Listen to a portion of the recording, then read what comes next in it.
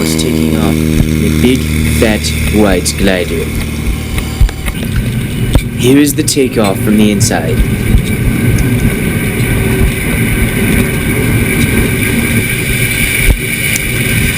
Okay, at this point he is off the ground.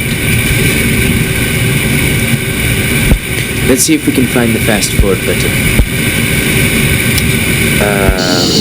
There it is.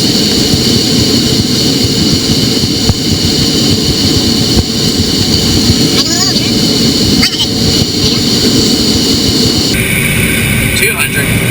Okay, Thomas, whatever you do, do not pull the cord. No, Thomas. No! Do not pull the cord. No! Crazy Ivan.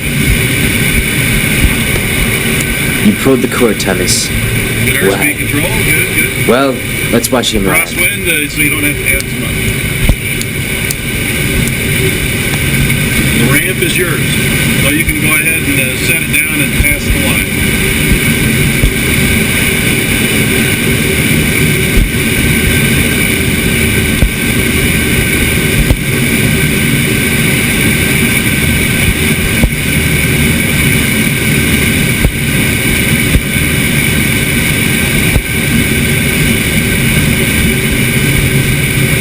Now remember to kick it straight just before you touch down. I want to see the wheel roll straight. Alright. And is that a glider? Yeah, so let's stay out here. Thomas, don't shoot the other glider. Seriously. Alright.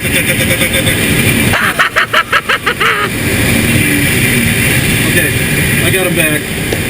Just, never mind, Thomas. Never mind.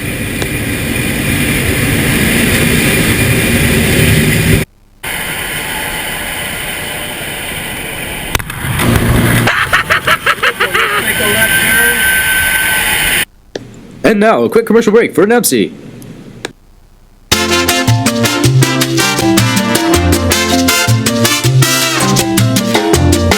My name is Juanita La Güerita, and this is my story. Once upon a time, se me quebró una chancla. It was the saddest day of my life. Hey! Ay! Nancy!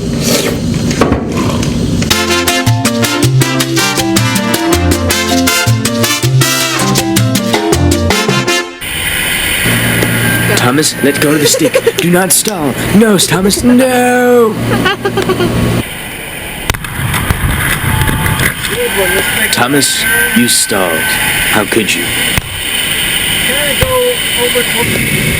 Well, Thomas, you've made it through 3 minutes of the Glider Academy. You should be experienced enough to land.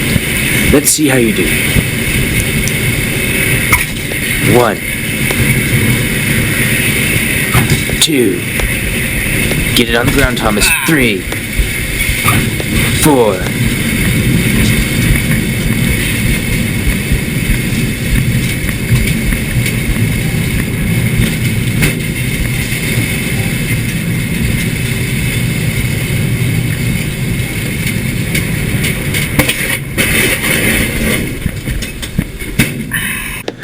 Well, if those landings were bad enough, let's watch some bloopers.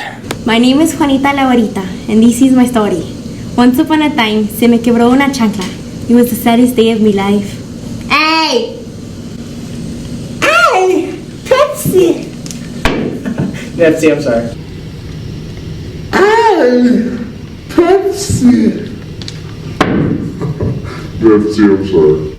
My question to you is, did Thomas survive the Glider Academy? No.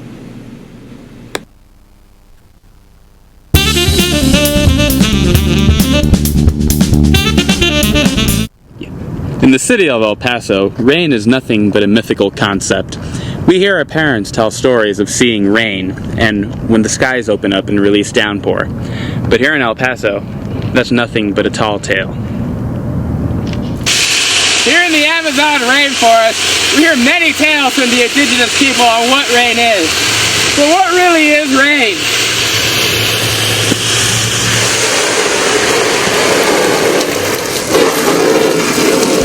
Here in El Paso, it doesn't rain often. And in fact, it's even raining right now. 。 . 。 . 。 . . . . . . . . . . . . . . . . . . . . . . . . . . . . . . . . . . . . . . . . . .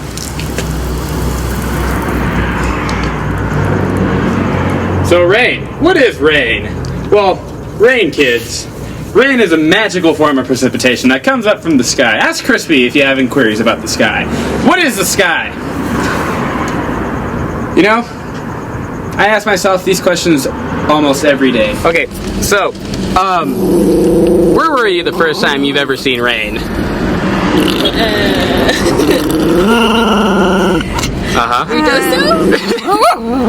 Okay. I don't remember. Do you think the government should make it rain more? Sure. Okay. Yes, they should. Okay. Okay, we're here outside Dollar General by Troy. We're gonna see who comes out of this store next to see if they've ever heard of rain.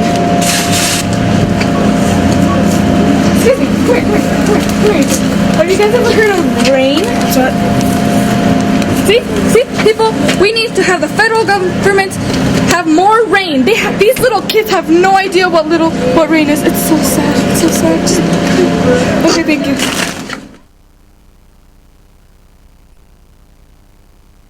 Myself, I'm Mr. Ramirez, Dean of Students, and yes, we do have a plan. Mr. Dominique Padilla, facilities individual at central office, has been working with the school board, central office, superintendent, as well as the campus to make arrangements for the new cafeteria. It's not going to be the same structure that they originally were going to build, but it's going to be something that they feel is going to be adequate enough to house our students for lunch and maybe some other extracurricular activities such as having meetings for parents. When is it expected to be built? The expected date right now is kind of up in the air. They have to get approval from the school board to have enough money, because there was a shortfall of money from last year's budget of approximately $6 million. And so they had to reorganize and revamp some certain things in order to have enough purchasing money to build or have a cafeteria.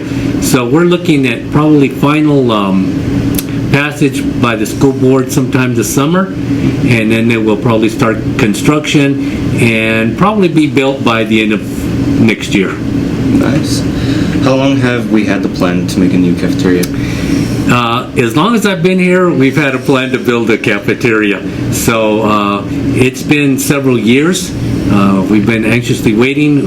We had an architect originally have our plan, but as I said, that kind of fell through when the district was over budgeted, and so now we're having to go to Plan B, and we're hoping that everything works out with the budget, that we can get the funding and start construction as soon as possible. All right. Thank you, sir. Thank you.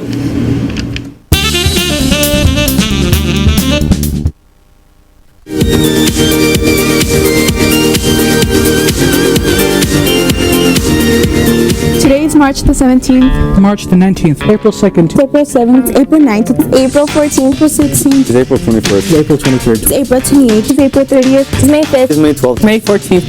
Today is May 19th, 2014. I'm Michael Flores. And I'm Alec Lopez. Welcome to your Northwest broadcast.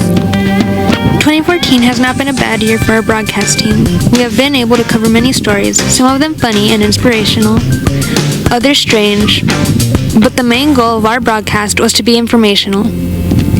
We asked some viewers what they thought of the broadcast and the team that helped create it. Here's what they had to say. I liked it a lot. I thought it was professionally done. I liked the way it was formatted. I think it's a really good idea. It's pretty cool. Learning new things. A lot of technology. I like the Macs. This year's broadcast team was pretty good, but with some minor flaws that comes with inexperience, but over time I think they'll do well. We even got to interview one of the teachers who made the broadcast possible. Okay, sir. So what did you think of this year's students, and did they meet your expectations? They definitely met my expectations. I think this year we had a phenomenal team. They were able to take up on the challenge on using all the equipment for our broadcast. In addition to that, teamwork was excellent. So really proud of each of my broadcast team members. So, talking technology, What technologies did you use for this year, and do you plan to use any technologies next year, or new ones? Oh, most definitely. This year we actually implemented 2 awesome HD cameras. In addition to that, one of the main technologies that we brought into broadcast was recording our live broadcast news and the campus being able to see the broadcast online as it's happening. In addition to that, next year, I am hoping we get a broadcast lab, which we're going to have hopefully state-of-the-art lighting with Nanker's desk. So do you think next year's team will be up to the challenge?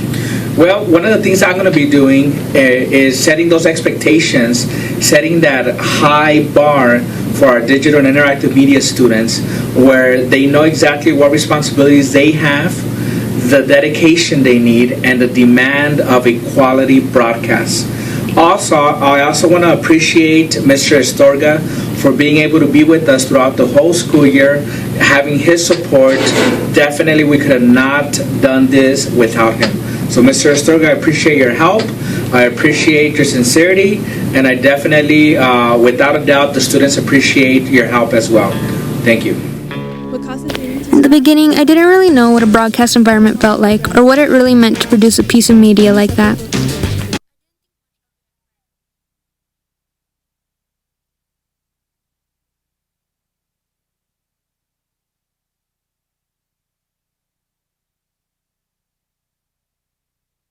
I'm Deborah Bermudez and welcome to Northwest Broadcast. We want to give a very special thank you to Mr. Astorga for all of his help in broadcast. Students' yearbooks will be distributed tomorrow. Students Alex and Bella will be making soda tab bracelets that will be sold to help fundraise for the Reflective Garden. For anyone interested in helping, please stop by Portable 6 during lunch, Thursday, May 22nd. Attention juniors and seniors, as you're preparing to apply for scholarships and universities, please pay attention to requesting transcript rules and deadlines. Requests have to be submitted by Tuesday at 4 p.m. and transcripts are only processed on Wednesdays. Students, you can drop off your donations for NHS Bounty Bag Drive in the boxes inside Mr. O'Keefe's, Mr. Baca, and Miss Mendez portables. The sign-in sheet will be inside Miss Mendez's portable, and Aline Tafoya will have a sheet as well. All students are welcome to come out from 4:30 to 6:30 p.m. on Thursday, May 22nd to say goodbye to our graduating seniors. Food and drinks will be provided.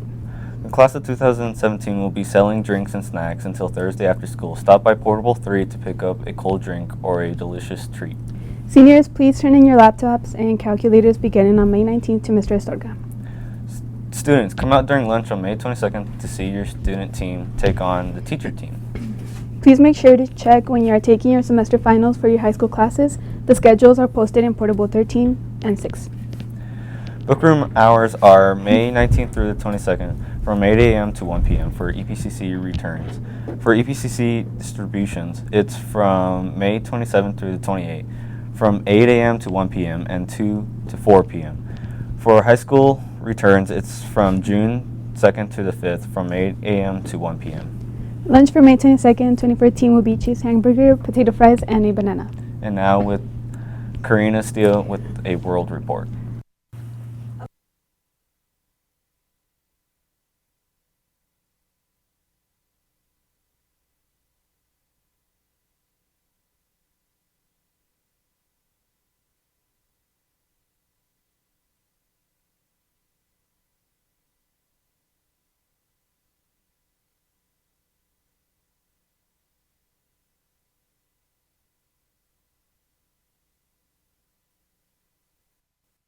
How you doing? Happy Hump Day. Now, I'm not quite sure if you guys can see in just a second. As soon as the map pops up, the cold front I was talking about earlier is going to be about right here.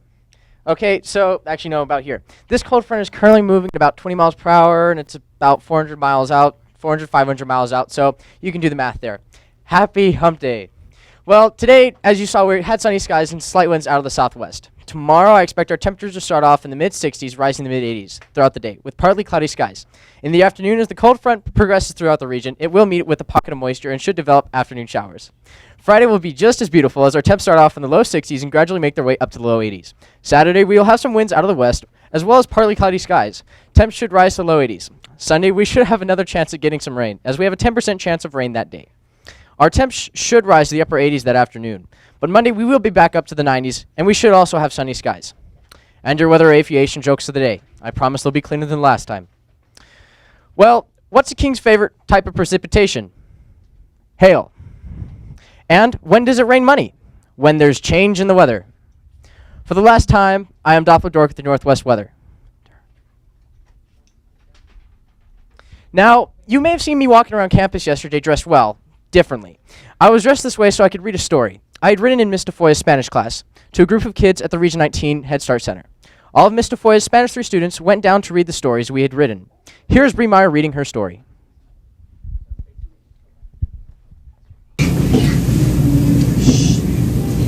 Un día, Pía la Pez se despertó temprano, antes que todos los demás peces. Se cepilló los dientes, brillaron sus escamas y desayunó. Entonces, ella empezó a nadar tranquilamente. Pía no sabía a dónde iba o qué iba a hacer. Todo lo que ella sabía era que se iba a la aventura.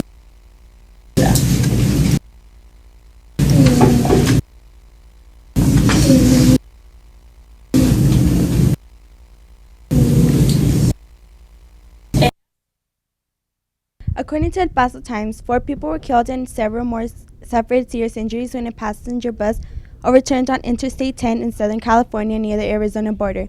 The crash occurred around 2:15 a.m. Wednesday just west of Blythe when a big rig traveling east jackknifed onto the median and spilled a load of steel pipes into all lanes in both directions.